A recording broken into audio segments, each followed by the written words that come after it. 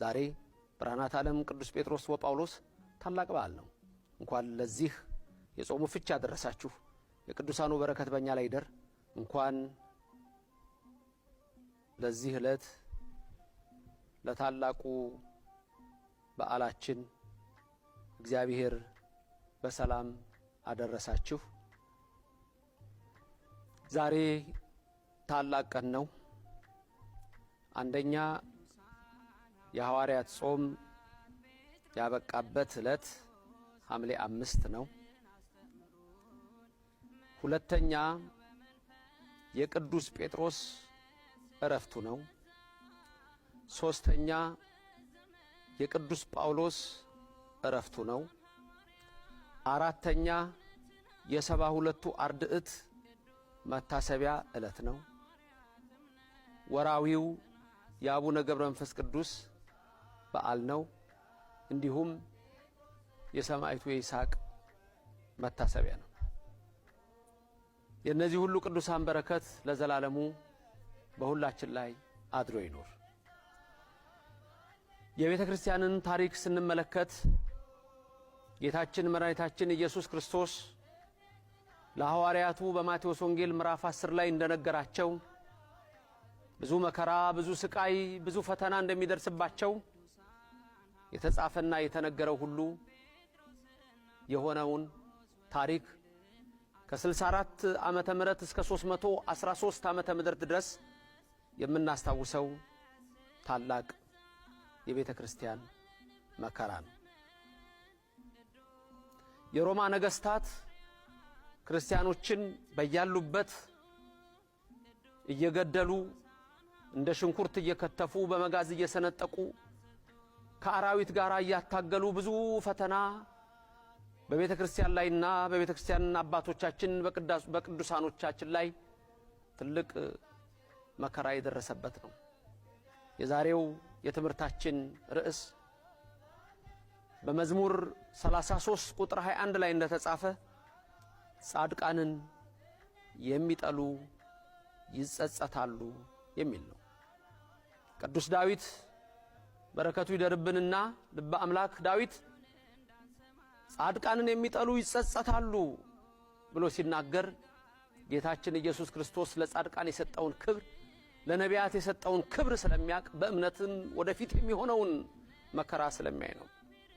ከ64 ዓመተ ምህረት እስከ 313 እንዳልኳችሁ ሮማውያን ነገስታት ብዙ መከራና ስቃይ ቤተክርስቲያን ላይ ያደረሱ፣ ግን እግዚአብሔር በዛ ደም በቅዱሳኑ ደም እኛን አጽንቶ ዛሬ ድረስ ቤተክርስቲያናችን የተመሰረተችው በኢየሱስ ክርስቶስ ደም ስለሆነ የገሃነም ደጆችም ስለማይችሏት ይኸው ዛሬ ድረስ ልጆቻቸው በእምነታችን ጸንተናለን።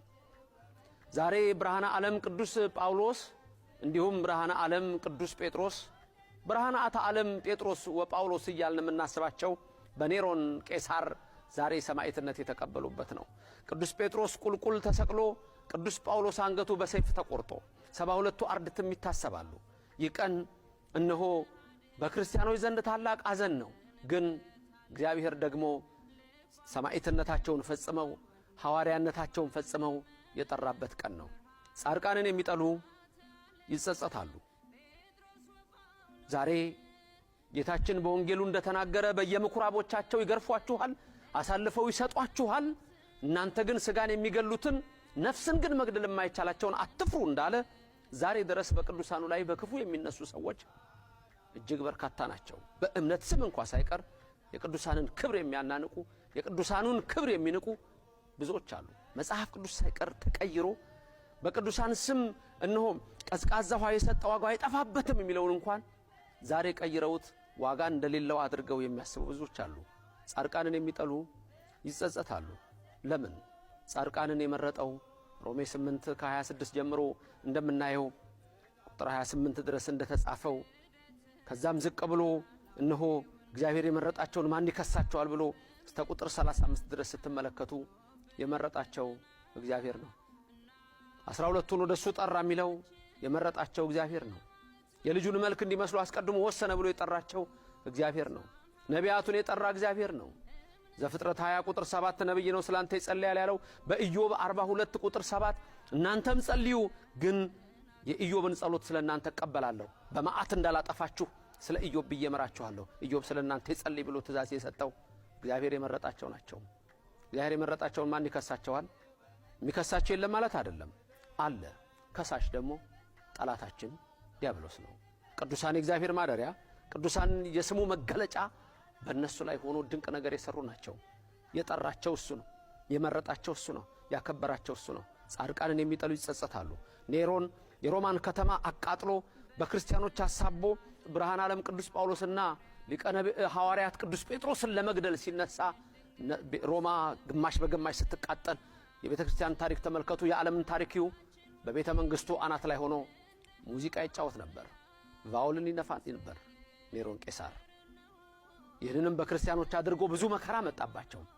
ቤተ ክርስቲያናችን ግን ዛሬም አለች በራሳችንም ታሪክ አዎ ብዙ ቤተ ክርስቲያናችን ላይ የተቃጡ ዘመቻዎች አሉ ቤተ ክርስቲያናችን ግን አለች ካህናት ቢሞቱ ካህናት ተተክተዋል ሐዋርያት ቢሞቱ ሐዋርያት ተተክተዋል ክርስቲያኖች ቢሞቱ ክርስቲያኖች ተተክተዋል መጻሕፍቶች ቢቃጠሉ ቢቆነጣጠሉ በቅዱሳን አባቶች ደግሞ እግዚአብሔር እውነተኛውን መጽሐፍ አትርፎልናል ጻድቃን የሚጠሉ ይጸጸታሉ ጻድቃን የሚጠሉ ይጸጸታሉ ጻድቃንን የምትወዱ ሁኑ እንጂ የምትጠሉ አትሁኑ በዚህ አጋጣሚ ከጻድቃን ጋር ያልተስማማችሁ ከቅዱሳኑ ጋር ሕይወት የሌላችሁ የዶኪማስን ሰርግ አስቡ ጌታ አለ እመቤታችን አለች ደቀ መዛሙርቱም ተጠርተዋል ወይናችሁ ባዶ እንዳይሆን ጋናችሁ ባዶ እንዳይሆን ድንግል ለልጇ ትነግራለች ቅዱሳኑ በዛሉ ሁለቱን ዓሣና አምስቱን እንጀራ አስታውሱ ባረከ ለማን የሰጠው ለሕዝቡ ሲያድል አዎ ይቻላል ማድል ይችላል